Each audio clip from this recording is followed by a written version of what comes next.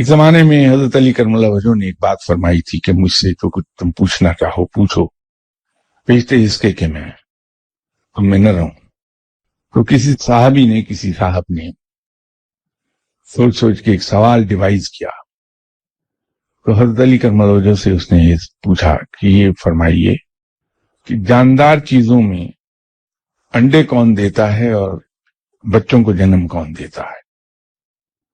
اب صحابی کا خیال یہ تھا کہ لمبی لسٹ گنوائیں گے اور اس میں کچھ نہ کچھ رہ جائے گا باقی۔ حضرت علی کرم اللہ وجہ نے جو جواب دیا وہ کمال کا تھا، صرف ایک سینٹنس میں آپ نے فرمایا کہ وہ تمام جاندار جن کے کان ظاہر ہیں، ان کے جسم سے باہر ہیں، وہ بچوں کو جنم دیتے ہیں، اور جن کے کان پوشیدہ ہیں وہ انڈے دیتے ہیں۔